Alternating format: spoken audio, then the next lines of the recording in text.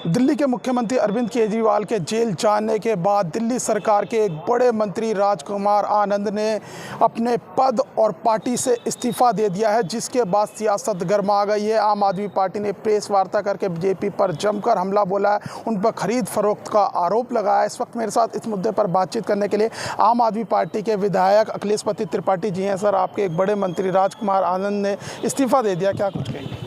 देखिए, भारतीय जनता पार्टी आदरणीय अरविंद केजरीवाल जी के निःशुल्क शिक्षा, शानदार वर्ल्ड क्लास चिकित्सा, फ्री बिजली, फ्री पानी, महिलाओं की फ्री बस यात्रा, बुजुर्गों की तीर्थ यात्रा, free home delivery of door step services के डरी हुई थी।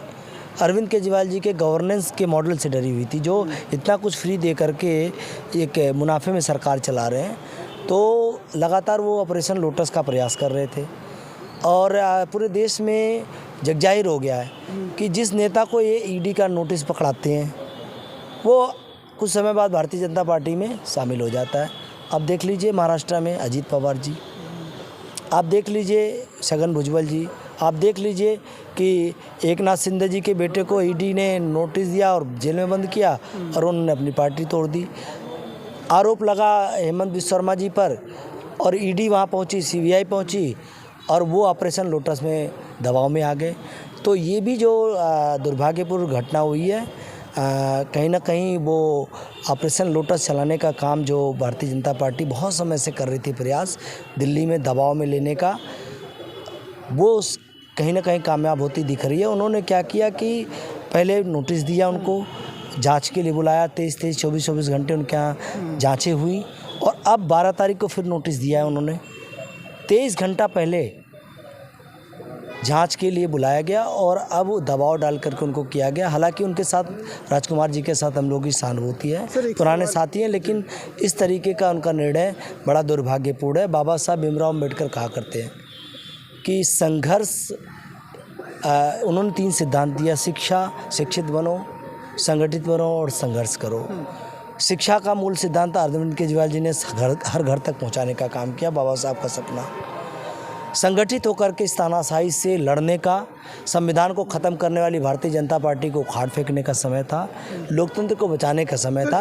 ऐसे समय में राजकुमार जी ने निर्णय लिया, वो बहुत दुर्भाग्यपूर्ण है। एक सवाल ये है कि कुछ दिन पहले ही जो है राजकुमार आनंद के घर पर छापा पड़ा था, 22-23 घंटे पूछताछ हुई थी। लगातार आम आदमी पार्टी कह रही थी कि हमारे विधायकों को, मंत्रियों को तोड़ने की कोशिश की जा रही है। तो क्या राजकुमार आनंद जो है अब डर गए हैं, ऐसा लग रहा है आपको?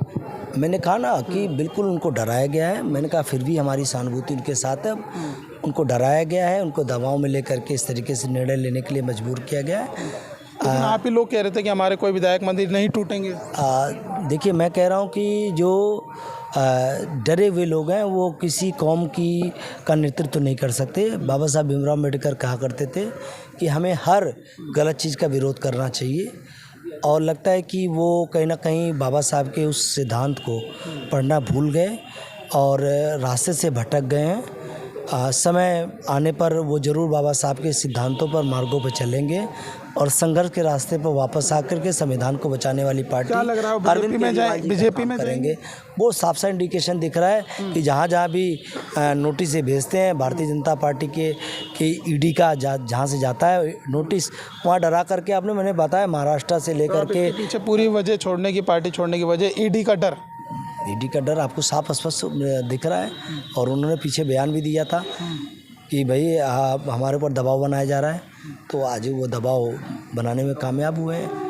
फिर भी भगवान से प्रार्थना रहेगा कि उनको सद्बुद्धि दे और हमारी सहानुभूति उनके साथ है। चलिए, ठीक है। तो ये थे आम आदमी पार्टी के विधायक अखिलेशपति त्रिपाठी, जिनका साफ तौर से कहना है कि जो उन पर ईडी का कहीं ना कहीं दबाव था, जिस डर की वजह से वो उन्होंने आज जो है पार्टी से इस्तीफा दे दिया है। फिलहाल इस वीडियो में बस इतना ही। बाकी खबर देखने के लिए देखते रहिए पॉलिटिशियंस इंडिया न्यूज़। धन्यवाद।